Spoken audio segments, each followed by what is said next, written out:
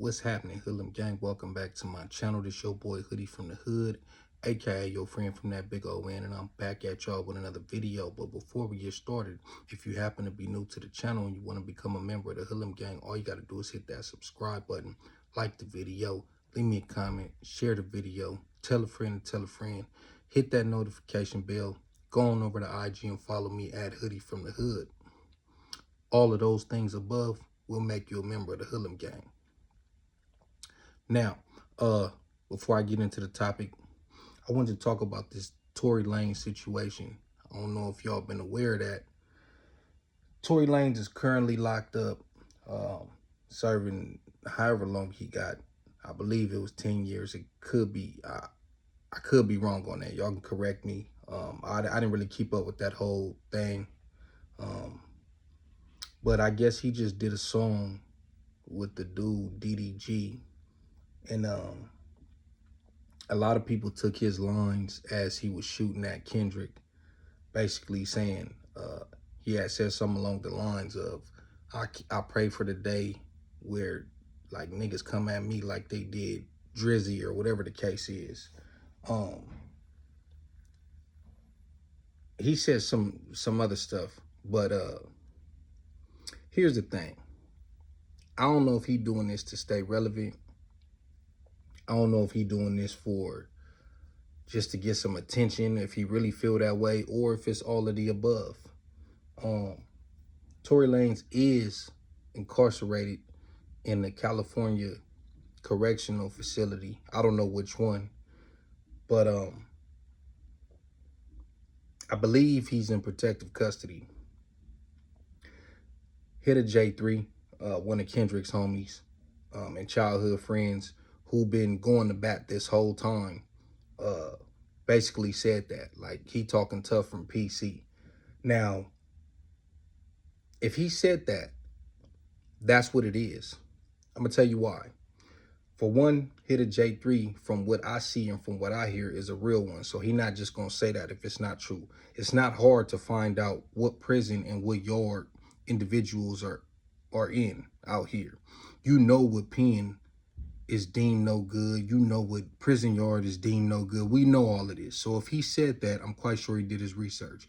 Second of all, there's no way he will be in general population popping it like that without no repercussions, because there's a lot of people who love Kendrick, not only from his neighborhood, but other neighborhoods in general that just wouldn't let that slide. So if y'all believe that Tory Lanez is in general population sending shots at Kendrick, then you can't be that smart, because it's absolutely no way that even if he was, let's say, paying some individuals and they had his back, them dudes is still gonna press a line to where he at least would have had to squabble up or something, or pay. He might have to tear it off after he made them remarks. You know what I mean? But somebody would have been trying to come see him about something. So the fact that he felt comfortable saying that and you in a California prison lets me know that you are on a PC yard. That's just the reality of the situation. But yeah, that was that. So let's go from one individual to another individual who been capping for Drake.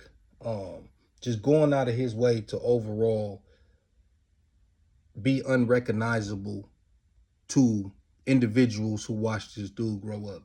I mean, watched this dude growing up.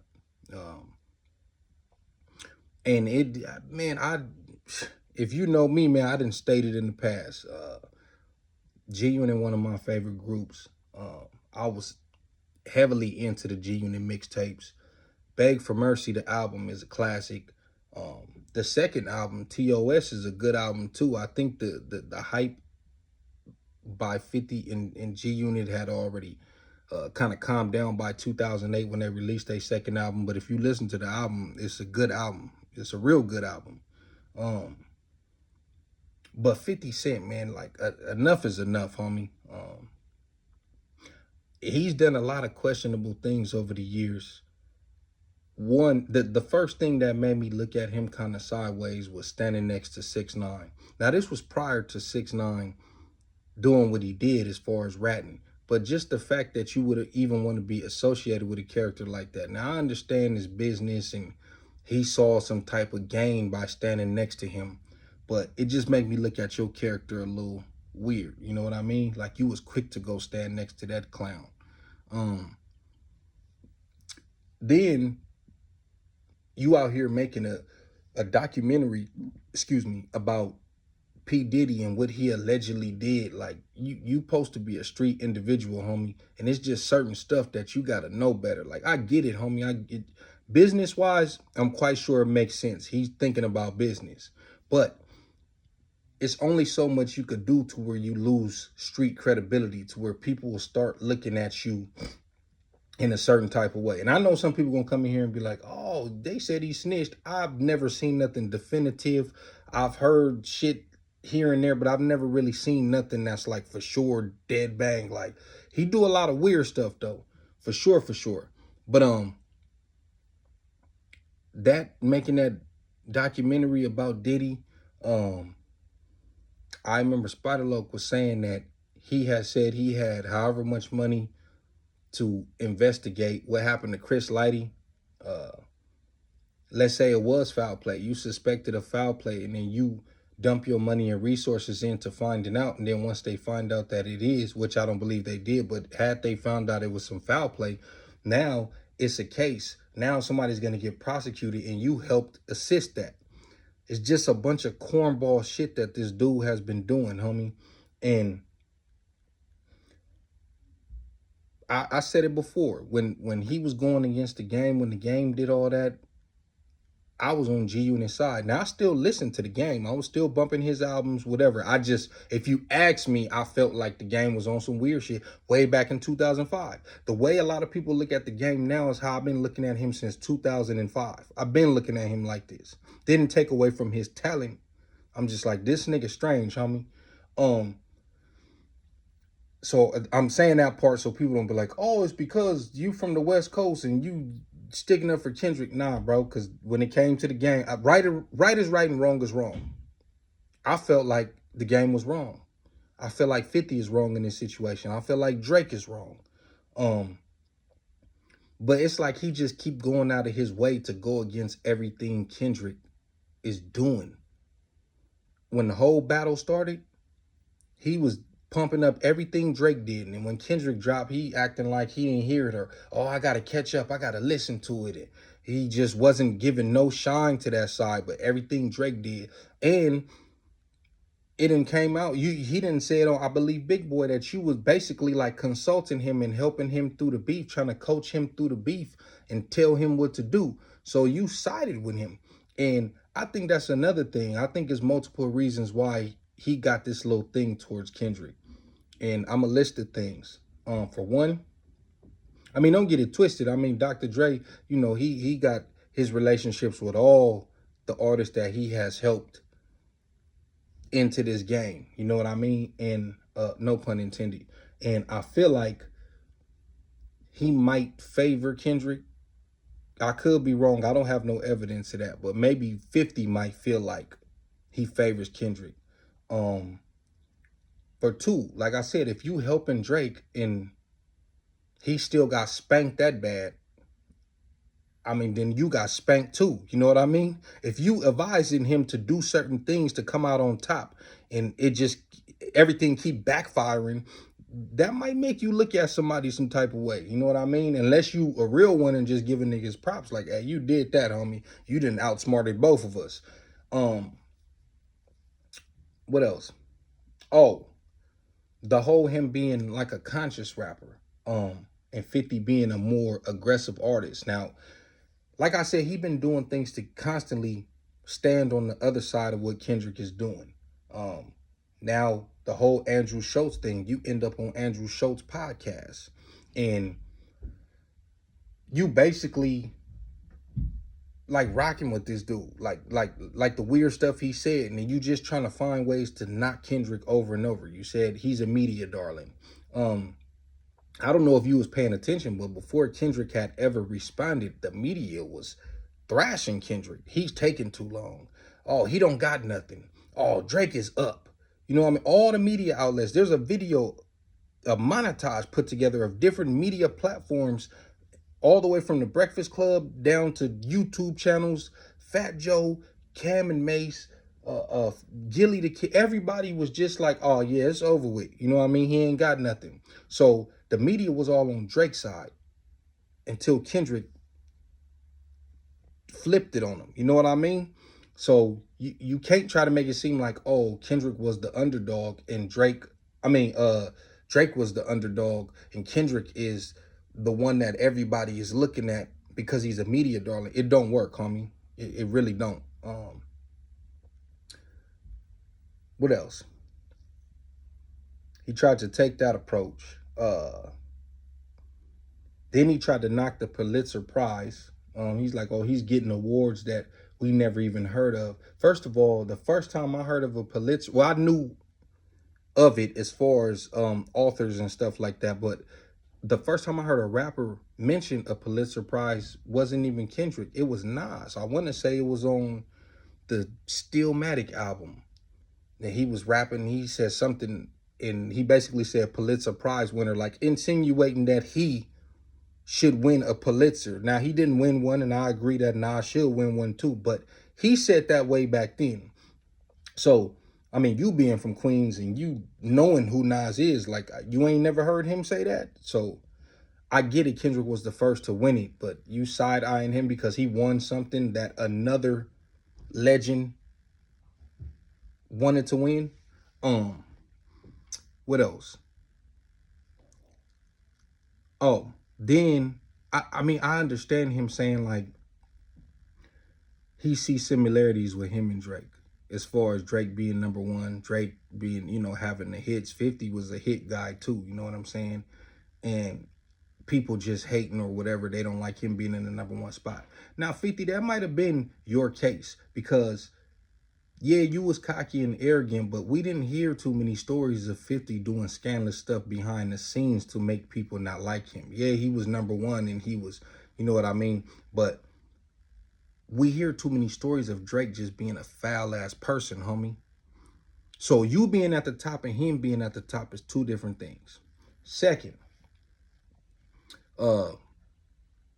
you say Kendrick just didn't want him in that spot or was mad he was in that spot, whatever the case is. Are you forgetting how this all took place?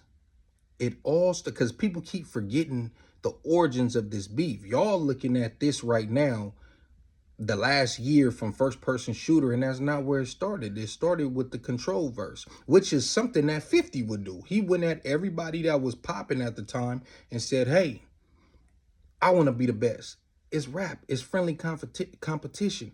Drake is the only one who took it personal and shot a subliminal. And this is for them people in my comments saying that Kendrick do subliminals.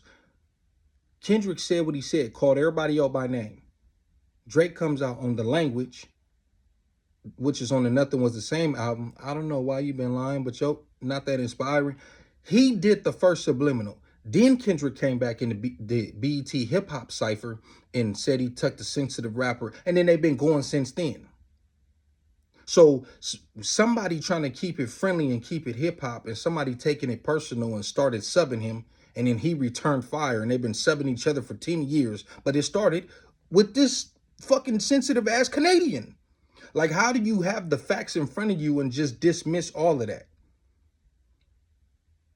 Now, Kendrick probably do want to be number one, but I don't think he would have taken it personal if somebody that he felt was from the cloth was number one. But he's looking at him like he's Milli Vanilli. He's looking at him like a paid actor. You're playing and portraying a rapper. He don't look at him like he's really that. He feel like he disrespecting the culture. So yeah, he got a problem with that. But it ain't just because he's number one. Like, that's a shallow mindset. And 50 to me has always, every time he speaks, he seems to be a very intelligent dude. He's never sounded so lost and confused as he does trying to make arguments for Drake now. What he did on Control is similar to you in How to Rob. Then you said like the Not Like Us record is like going too far, taking it. Like, how do you say that? 50 out of all people. It's like the more you hang out with Drake, the more you become pussy too. It's like he's starting to rub off on you, pause. Or no pause. I don't know what you niggas doing. But it's like, come on, bro. Like, this ain't the 50 that we know. You like, then you pull out the op list and all that. Bro, he had about 50 people on that op list. How do you think a nigga get all them ops? And everybody you name on there, for the most part, from what I was seeing, Drake did something to them first. He did something slimy to them first. These people didn't just wake up and say, let's hate on him because he's successful. He's doing shit to make them feel like that. Like I said, 50, you had your enemies, and a few of them stem from people just standing next to Ja Rule. I get it. But it wasn't nothing personal. That's why you're able to be cool with Fat Joe and Cameron. Well, he wasn't standing next to, that was a whole nother beef. Jada, that's why you cool with these dudes nowadays, because it wasn't nothing that serious. They couldn't necessarily say that you did nothing, except you said something about them on record. That's why they didn't like you. And they defended themselves. These people hate this man's guts because of the shit that he's really doing behind the scenes. And you act like you don't see that. Then you want to say that Kendrick is the type of music that they want hip hop to go to. They want to shift it in that area. I disagree. Hip hop has been behind Drake this whole time. That's how he has gotten to become, and when I say hip hop, I mean like the machine. This is how he's gotten to the heights that he's gotten to, because they shifted it towards him. Kendrick is a conscious rapper. Can you imagine if Common or Mos Def or Talib Kweli or Q-Tip or any of these dudes was putting up numbers like him? He's like a conscious rapper on steroids. Like he has the message, but he knows how to do it to where he could put it in a song like Humble and it can go #1. And the average person ain't even listening to the message. They're just dancing. Common and all these dudes could never do that. They could rap. They got a great message. They're legends. They could never do no shit like that. The fact that he's even in a big three, or was, ain't no more big three. The fact that he was even in a big three as a conscious rapper should let you know, as he would say, I'm with the culture feeling. Furthermore, okay, when you went up against Kanye West, that was the industry trying to shift the music away from the aggressive music that you and a lot of people was putting out at that time. You sold about 700,000. He sold 900,000. 700,000 is still good. Curtis is a great album. I rocked with Curtis. I just think a lot of people felt like since he lost the battle, that made a lot of people, well, 700,000, a lot of people still listen to it. But it just wasn't like the Massacre or Get Rich or Die Trying, because people felt like, oh, since he lost this battle, when it was a whole marketing stream behind. He talk about it all the time, how Jay-Z was battling him through Kanye, how Interscope and them wasn't pushing his album and promoting it like that because he was bumping heads with Jimmy Iovine at the time, and they didn't care to beat Kanye. And there's a reason why you lost that battle. I 100% agree. I've never been a huge Kanye fan, so I was rooting for 50 all the way. But what I'm saying is some of the parallels you try to make don't make sense. The reason why, because when they switched it from the aggressive rap that you was doing and they crowned Kanye the winner, the children of the Kanye tree, Kid Cudi, Drake came in as a result of Kanye beating you. They shifted it to Drake because Kanye beat you. So what are you talking about as they want hip hop to be Kendrick instead of Drake? And if they do, it's not because of the aggressive music. You try to make it seem like Drake. You talking about the nigga who make Hotline Bling and Tootsie Slide and Just Hold On, I'm Coming Home and Nice for What? Not, what are you talking about, bro? Where's the aggressive music? And I don't care about No Face and Mob Ties and all this fake mob shit he talking about. That's not the majority of his music, bro. So what are we talking about here? Like as if Kendrick is getting some extra push to dethrone this guy. Bro, the label is going to get behind what's hot. Like you said, they was pushing your music, G Unit, and they was pushing G Unit. That's what the labels do. The fact that Not Like Us took off and Family Matters didn't, you can't blame that on the label. Especially when Kendrick got his own team. Especially when they saying these bots.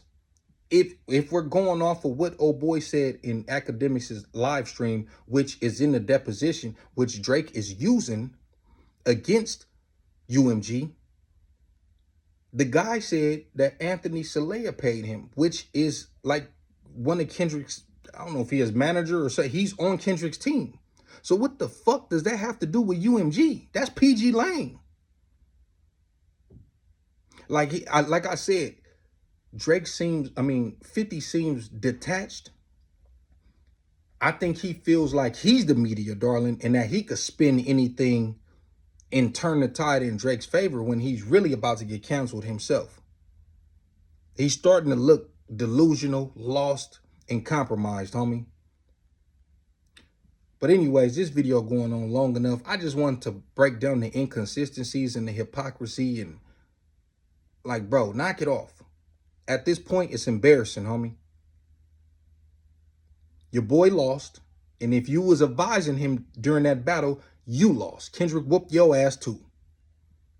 Now, if you feel some type of way, let it be known. You feel some type of way because he whooped you and Drake's ass. Two of the most successful rappers of all time teamed up and Kendrick beat y'all ass.